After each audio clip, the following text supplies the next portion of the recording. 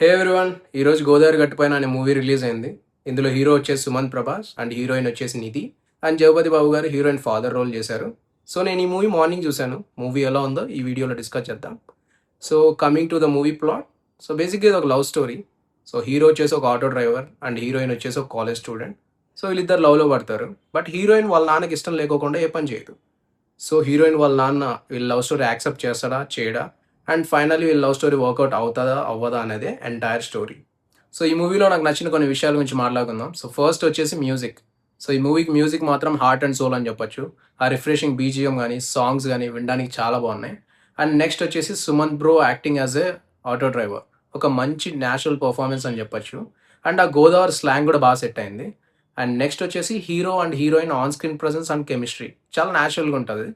And next supporting roles గురించి మాట్లాడాలంటే Sudarshan bro comedy timing మాత్రం సూపర్గా ఉంటుంది. ఈ మూవీలో ఫుల్గా నవ్వుకుంటారు.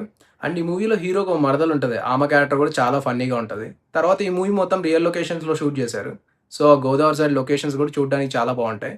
అండ్ నెక్స్ట్ ఈ మూవీ ఒక రెగ్యులర్ లవ్ స్టోరీ. బట్ ఈ రెగ్యులర్ లవ్ స్టోరీ యూనిక్గా మారేది ఈ మూవీ క్లైమాక్స్ వల్ల. సో ఆ రొటీన్గా కాకుండా ఒక డిఫరెంట్ వేలో మూవీ ఎండ్ అవుతుంది. అండ్ ఈ మూవీ తీసింది ఒక డెబ్యూట్ డైరెక్టర్, పేరు వచ్చేసి సుభాష్ చంద్ర. ఈయన చాలా షార్ట్ ఫిల్మ్స్ తీశారు. అండ్ ఈ మూవీ ఒక మంచి డీసెంట్ అటెంప్ట్ అని చెప్పొచ్చు. సో ఈ మూవీలో నచ్చని విషయాలంటే మూవీ కొంచెం లెంతీ అనిపిస్తుంది, కొంచెం స్ట్రెచ్ చేసినట్టు అనిపిస్తుంది. అండ్ జగపతి బాబు గారి స్క్రీన్ టైం కూడా బాగా లిమిటెడ్ అనిపిస్తుంది.